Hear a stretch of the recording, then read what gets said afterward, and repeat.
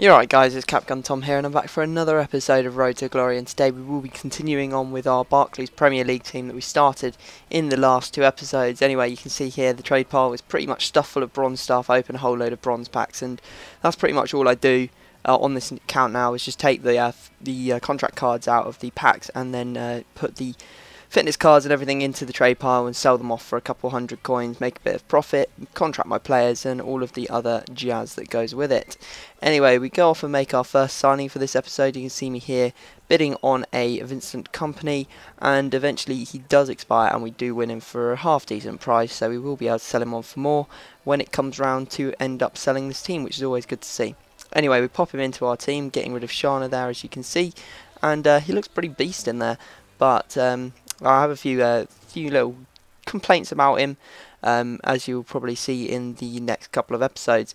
Anyway, we go off into our first game to give him a chance, see what he can do, and we come up against a full Spanish La Liga team, obviously playing people like Soldado, Reyes, a whole bunch of players that aren't particularly amazing but are pretty good and can, with a good player behind them, they can really do a lot of damage.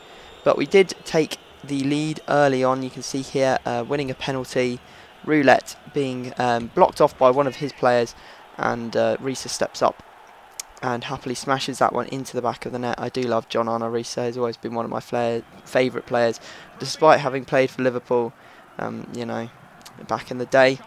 So anyway, he makes a comeback. You see there, Reyes, very good left foot, curling that one into the top right hand corner of the net. Not much we could do about it, but we do take the lead again through David Luiz, and David Luiz is a bit of a hero during this episode, I won't lie. Really does get a few goals, so look out for him. Whenever you see him on the ball, you might know that he's about to get one.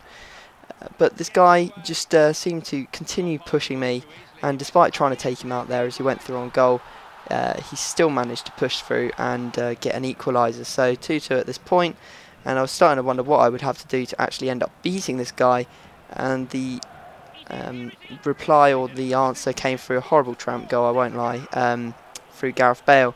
Now a lot of you are saying in my episodes why all the crosses, why all the sweaty goals.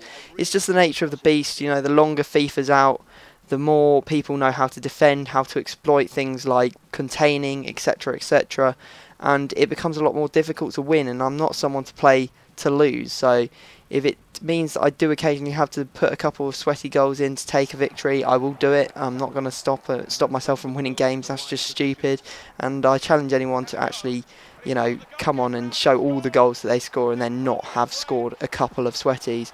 Anyway, you saw there Rodriguez with actually a very nice goal from outside the box on a snowy day in our second game of the day. And there you see Bale. You know, if this guy's going to pass it straight out to me, I'm not going to say no. I'm definitely going to take the goal, especially since it proves pretty crucial in this victory. You know, you can see here actually David Luiz doing an absolute tearing run through his defence.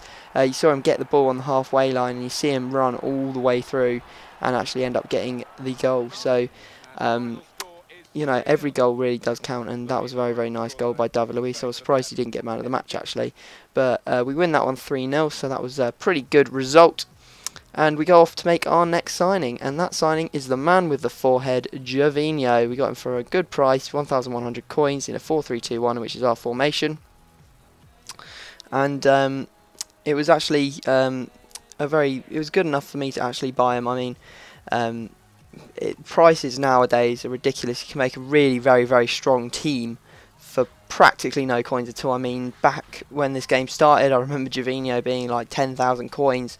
And you know, it took people a long time to get that, but 1,100 coins, that's like a game, 2 games at most for someone to earn a Gervinho for their team, and that's hardly anything. I mean, within 20 games you could have people all at the same level as Gervinho in every position, you know. So this game is very difficult to, you know, separate yourself from other players, especially with this whole debate as to whether handicapping exists. I mean, if you do get a much better team than someone else, then you sometimes, well, it feels like you're playing against your team just doesn't play properly, which is, kind of annoying because you spend a lot of coins on these players and then they don't perform how they should. Anyway, this guy took a 2-0 lead quite early on. Probably the worst sweaty goal I've seen, much worse than a couple of the ones that I've scored. But I ended up coming back. You can see there Ramirez getting 2. But he again took the lead. I gave away a penalty, unfortunately. I don't really know what happened, and it really does bug me when you give away those penalties with a circle challenge, because you obviously don't ever slide in. You don't ever slide in when you're in the box, but to come in from just slightly from the side and then give away a penalty, it seems a bit extreme. But I guess it's just the rules of the game. You see there David Luiz getting his 3rd goal of the episode, so David Luiz getting a hat-trick in one episode. Obviously not a hat-trick in one game, that would be pretty intense. If someone ever got a hat-trick from David Luiz from centre-back position, I would be mightily impressed, although he is an absolute monster, so it could happen. Anyway, you saw there him taking the lead yet again through Lens, actually his first legitimately good goal, but we came back straight away and scored with Bale. But it was a very good game. But unfortunately, it did go his favour. You can see here the ball going over the top, and he still had a lot to do. But I unfortunately took the wrong side, went the wrong side of him, and he just simply turned and put that one away to win 5-4. What I didn't say was before this game, I actually got disconnected from 2 games, which was really unfortunate, because now my DNF modifier is basically non-existent. We're talking like 0.7 or something. No, well, it's 0.5 at this point after this game. So we are looking at not earning very many coins for our efforts, so that's unfortunate, but there's not much you can do.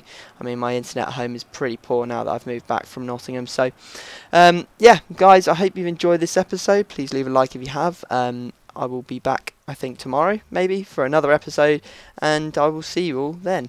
Cheers.